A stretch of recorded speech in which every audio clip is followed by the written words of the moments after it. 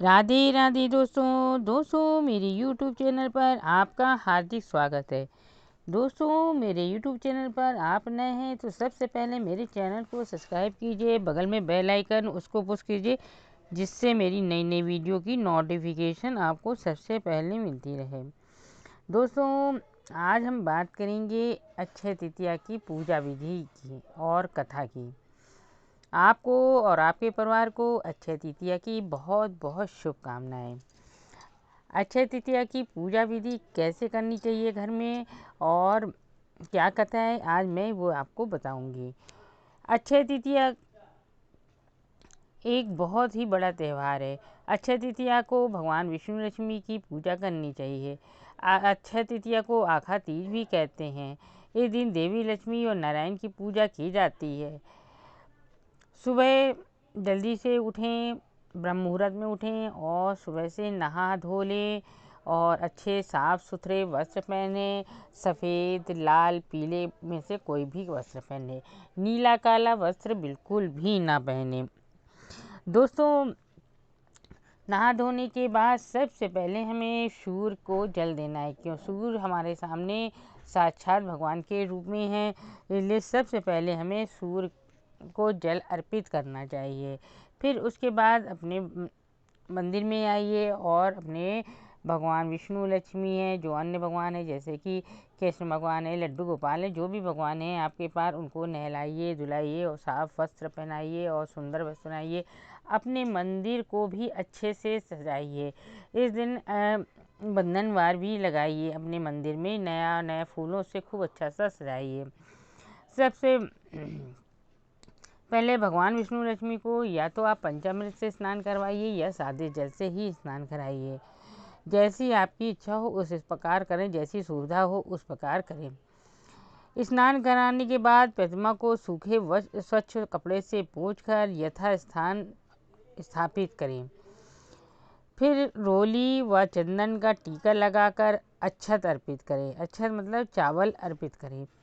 फिर मौली अर्पित करें और फूल माला बनाएं और पुष्प आदि अर्पित करें। इस दिन यदि कमल का फूल मिल जाए तो आप कमल का फूल अर्पित करें और उनको मिष्ठान अर्पित करें। सफ़ेद उस दिन खीर बनाएं और सत्तू का भोग लगाएं और अच्छी अच्छी मिठाइयों का भोग लगाएं और दक्षिणा जरूर से अर्पित करें।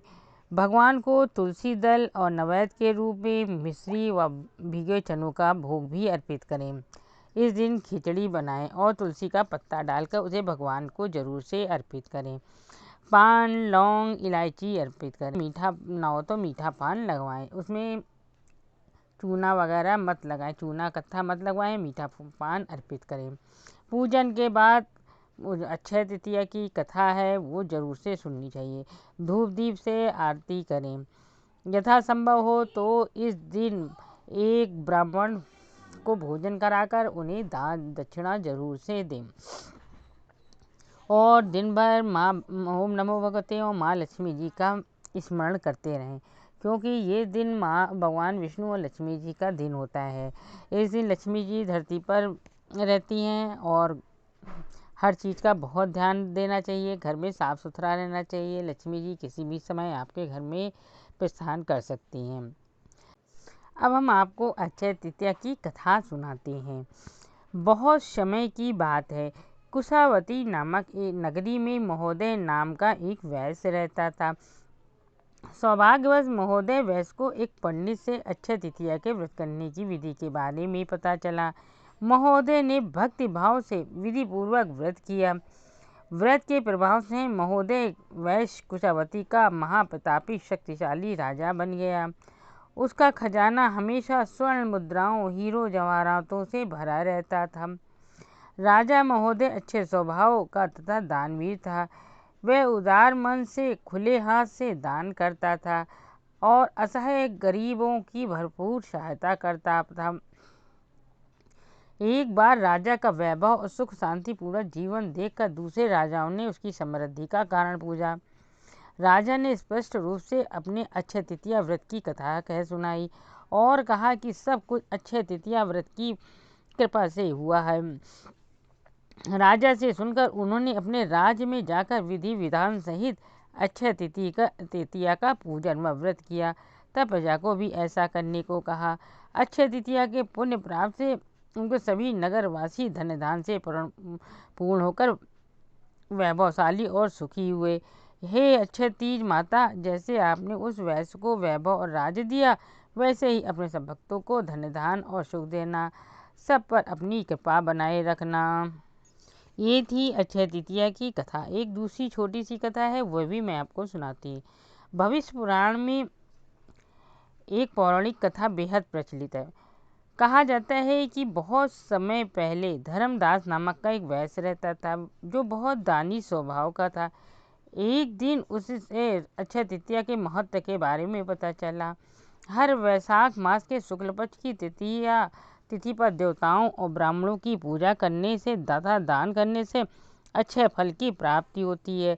जब उसे ये पता चला, तब वह अक्षय तृतीया पूरे विधि विधान से करने लगा और सत्तू, चना, गेहूँ, दही, गुड़ आदि सामग्रियों का दान करने लगा।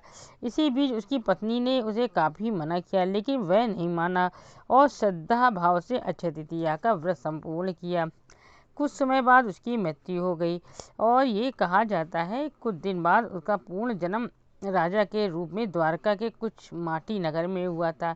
ऐसा कहा जाता है कि अक्षय तृतीया व्रत करने के फलस्वरूप उसे राजयोग मिला। ये थी अक्षय तृतीया कथा। आपको मेरी ये वीडियो अच्छी लगे तो ज़रूर से ज़्यादा शेयर कीजिएगा, वीडियो को लाइक कीजिएगा। मेरे चैनल को सब्सक्राइब ना किया हो तो मेरे चैनल को सब्सक्राइब कीजिएगा।